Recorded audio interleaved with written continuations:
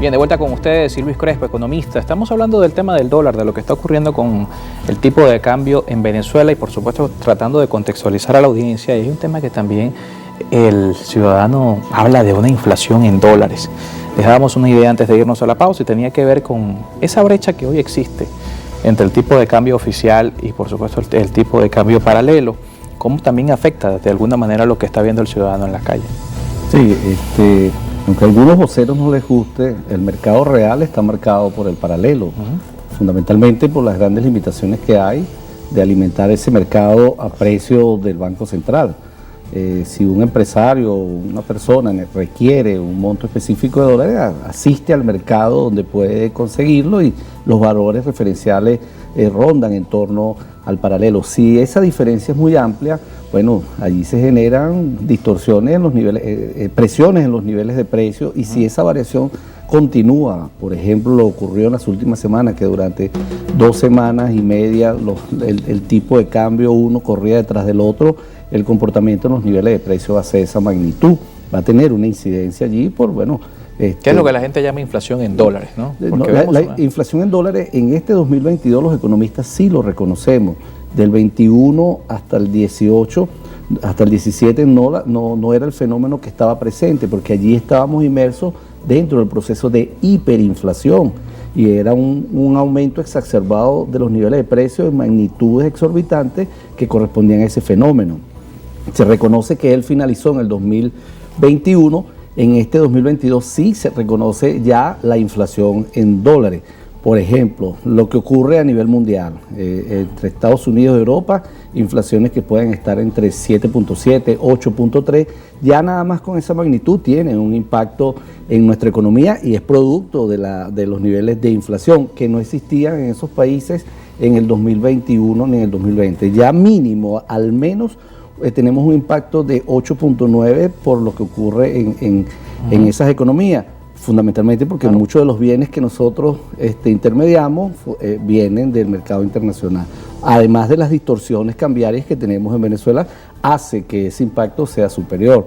En el primer semestre y parte del segundo trimestre del año se veía un impacto superior o aproximadamente al 25% en los niveles de precios en dólares en Venezuela. Tú requieres más dólares hoy para comprar la misma cantidad de bienes que adquirías en diciembre de 2021 o en enero de este año.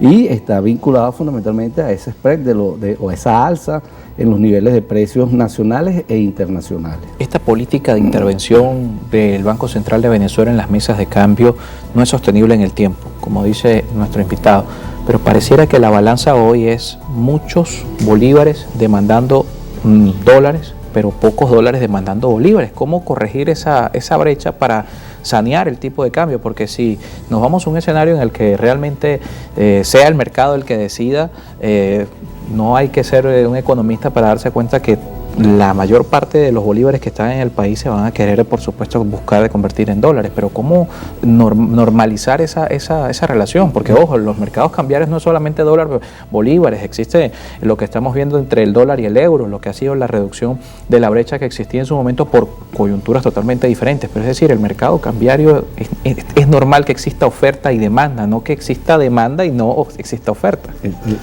Así como lo describes perfectamente es lo que está ocurriendo. Y es allí donde los economistas exhortan sobre la necesidad de que aumente la productividad y la inversión en el país, que llegue dinero fresco al país para poder alimentar ese mercado. Ahora, ahí hay algunos elementos importantes. Ayer el presidente de Fedecámara exhortaba sobre el tema de la institucionalidad, la apertura de algunos espacios para la inversión y un elemento que yo agrego es debatir sobre la necesidad de ordenar la dolarización en el país, que fue un fenómeno que ayudó a restablecer equilibrios microeconómicos durante el 2020 y 2021, que no fue una política de Estado, que fue una respuesta de los sectores que desearon seguir operando en Venezuela, pero que son varios o algunos de los elementos que debemos discutir. Otro elemento fundamental es: no hay recuperación económica si no hay recuperación de los salarios. Los salarios de las familias venezolanas, sobre todo los que reciben ingresos en bolívares están pulverizados, claro, y más aún con lo que ha ocurrido con las distorsiones inflacionarias y cambiarias. Este 2022 va a cerrar por encima de 200% la inflación, que es una cifra altísima y muy significativa. El tema es que venimos de años de hiperinflación y esa cifra pudiera parecernos muy pequeña, pero en términos de magnitud es significativa, claro, y el impacto que tiene en la familia. Si ponemos el ejemplo, en Estados Unidos es un escándalo que la inflación anualizada esté en torno al 7, al 8%. Y acá estamos hablando de 250%. Pero esto significa igual que Venezuela está fuera de la hiperinflación, a pesar de lo que está ocurriendo. Sí, en este momento estamos fuera del umbral de hiperinflación. Sin embargo, estamos en un escenario de inflación muy alta, con altas distorsiones en el mercado cambiario, que si no se definen las estrategias correspondientes, el escenario inflacionario pudiera llegar a otras magnitudes. El tema de la recuperación del salario, porque por cierto es una de las preguntas que tenemos acá de la audiencia que vamos a leer más adelante. En marzo, cuando el Ejecutivo Nacional aprobaba un incremento salarial de 130 bolívares, esto representaba $30. Hoy a los tipos de cambio paralelo y oficial está en torno a los $10. ¿Qué hacer con cómo recuperar el tema salarial, entendiendo que esto está atado para el sector privado en incrementar la producción, pero al Estado está también atado a sanear, ¿no? O de alguna manera ser eficiente respecto a cómo es su administración? Sí, el salario mínimo en Venezuela hoy es impresentable. Es un salario mínimo que ubica a las familias que lo reciben dentro del umbral de pobreza. ¿Qué significa $10 al mes? 30 centavos de dólares. El umbral de pobreza del Banco Mundial establece a las familias que reciben al menos $1.9 diarios para poder estar fuera de ese escenario. O sea, tendrías que recibir más de $60 al mes, todo lo contrario que ocurre en nuestro país. Y aunque muchos puedan creer que no hay personas que reciben salario, tenemos jubilados y pensionados, claro, y los trabajadores del sector público, donde sus tablas salariales inician o arrancan desde el salario mínimo. Entonces tenemos allí... Nada más en jubilados hablamos de 1,5 millones de personas, más o menos. En jubilados y pensionados hablamos aproximadamente más de 4.5 millones de personas, y de empleados podemos estar hablando fácilmente más de 2.5 millones de personas que están condenados a el umbral de pobreza en el país. Entonces creo que es fundamental discutir la reconstrucción del salario a partir del diálogo tripartito, y que los sectores empresariales, el gobierno y los trabajadores se sienten a establecer la metodología de muy corto plazo de recuperación del salario en Venezuela.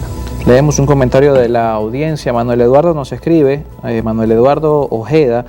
Buenas tardes, el gobierno nacional debe imponer el uso del dólar oficial para impedir que los empresarios y comerciantes especulen con la divisa, donde el más perjudicado es el pueblo venezolano, que obtiene sus ingresos en bolívares. Decía Nicolás Maduro que unos 4 por allí se robaron la Navidad con esta especulación que hay, dice el Ejecutivo respecto al dólar. Hay especulación. ¿Es posible hoy en Venezuela hablar de especulación del tipo de cambio? Creo que todos debemos rechazar las conductas especulativas, la corrupción y el mal uso de los recursos que corresponden a otros.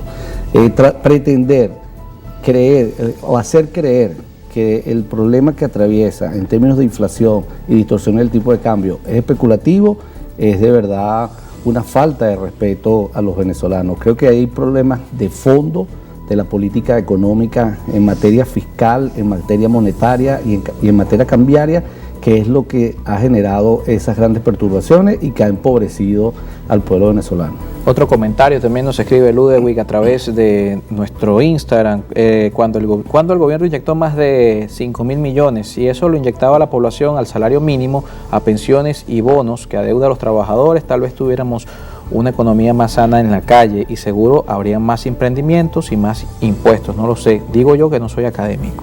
Creo que hay que discutir un plan económico al país. En vez de inyectarlo en la mesa, que se le hubiese dado el dinero a la gente. Es más o menos la idea del usuario.